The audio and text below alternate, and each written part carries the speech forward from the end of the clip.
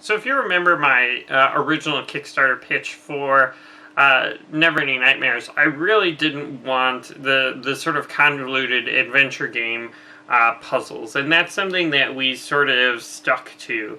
However, there are some puzzle elements in the game. One could think of the Coming Storm level, which I think was a really good level, as a sort of basic puzzle where, you see the boards, you can't open the boards, you see the darkened stairway, can't go down there. So then you find the candle, you can go down there, pick up the axe. With the axe, you can break the boards. It's a very simple sort of puzzle, very standard sort of adventure gamey.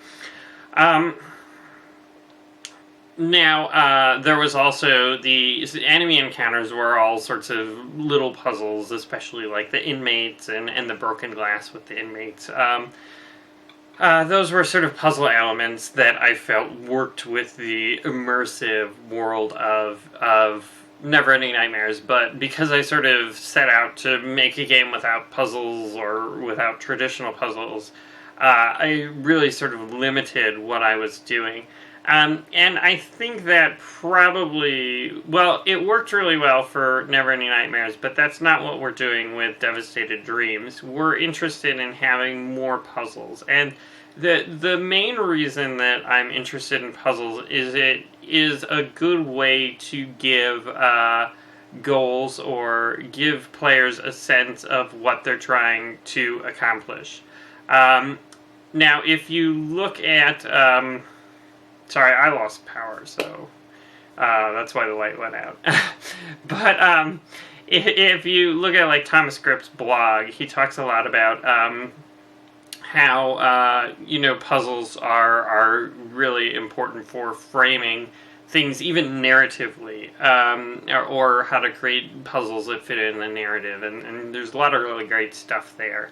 And he proposes that puzzles are the sort of core mechanic for a horror game, which I think is possibly a good way to look at it. And so taking a step back, and this sounds a little tangential, but I don't know if you've seen the movie Focus. I saw it. I didn't really like it. And when I watched it, I tried to figure out what it was that I didn't like about it. And to me, the problem was that it didn't really follow a traditional narrative structure, so I didn't really know what the central conflict was. So if you look at movies, they all follow a pretty standard structure. There's the conflict is usually introduced early on. You introduce the characters, then you introduce the conflict, and then there's a rising action for the conflict, there's the climax, and then there's the resolution or the conclusion. But a movie basically all revolves around a central conflict, and certainly there's exceptions, slice of life sort of movies, but even those, usually the conflict is something a character is learning over the course of the movie. Focus didn't have this. It had a weird flash forward 3 years in the future, and having seen the movie, I could try and frame it in that traditional narrative structure, but when watching it, I had no idea, and that lack of guidance was sort of frustrating. And Neverending Nightmares is definitely a game that doesn't give you any guidance, and that's deliberate. We wanted to create these nightmarescapes where you just felt lost.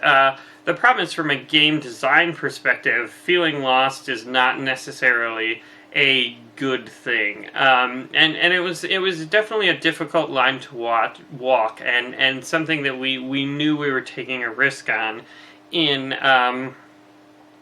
Neverending Nightmares, but it was a risk we wanted to take. But having taken that risk and learned some things, I think we can make a game that doesn't feel like a puzzle game, right? Like we're not setting out to create a puzzle game. We're setting out to create an atmospheric horror game, similar to Neverending Nightmares. But if you take a look at, basically the advantage of a puzzle is that you can give context and direction to the actions of the player, which is something we worked hard to not do in Neverending Nightmares, right? Like, there were objectives. You were, like, in Together at Last, right? Like, you wanted to pick up a candle, and then you wanted to walk through to the end.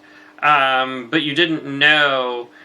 Well, I guess Together at Last is maybe not the best example, because it did have a sort of a narrative framing. You wanted to go grab the milk, and I think that even just having that little thing, go grab the milk, helps frame and gives context to the actions, and the framing and the context could use some work in the demo for Devastated Dreams. I think, for the actual game, we're going to touch up that and give her basically a reason for walking into the jungle when she's safe at home.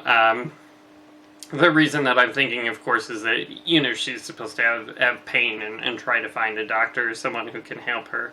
But without VO, that's a little difficult to communicate, her thoughts.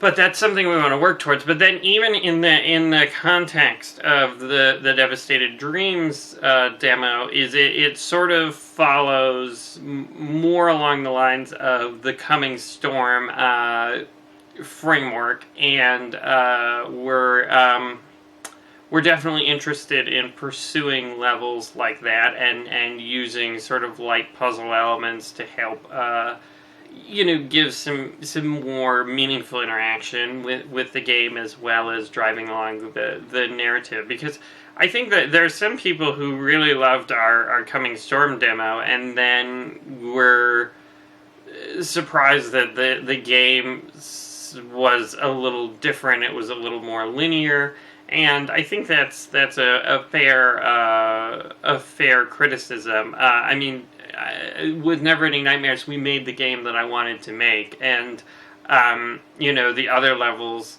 I didn't really want to do the same sort of Coming Storm structure, and to some extent, the Coming Storm structure was because we didn't have time to do enemies, so I wanted to, give something to do other than just, avoiding enemies, because we didn't have time to program that in.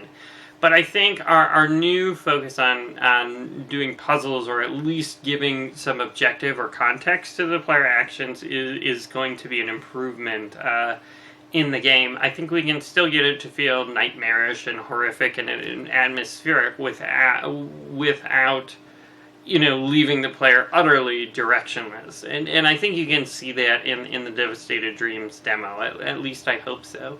But I think, again, we have some light puzzle elements there, and I think we're going to evolve on that. There's going to be some items you can pick up, and certainly the flashlight mechanic, and we're going to have some other items you can pick up. If you saw in the trailer, there's a lighter, and you can turn on and off the items, which may prove significant.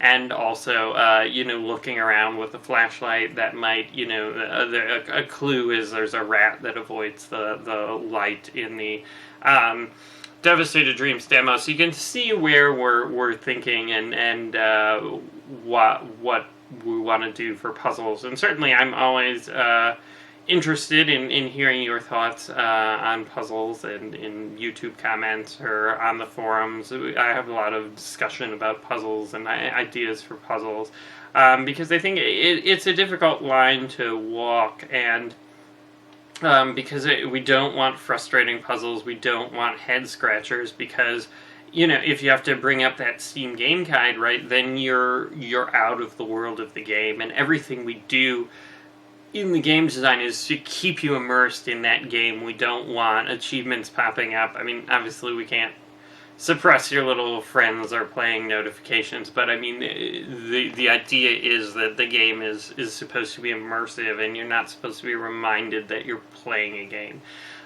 So anyway, definitely share your thoughts on puzzles, and it's definitely something that I'm going to work with the alpha backers during our early builds to try and nail that and find a good balance of, the exploration focus, because the game is still going to be focused on exploration, but I want to, balance the exploration focus with some, interactivity with the player doing significant actions, which is something that again, we sort of shied away from in Neverending Nightmares, because we wanted to make the player feel utterly powerless. But I'm not sure that necessarily contributed to the horror, or rather, we can still make a horror game without that. So, anyway, thanks for watching, and I'd love to hear your input about puzzles. So, leave a comment or post in the forum.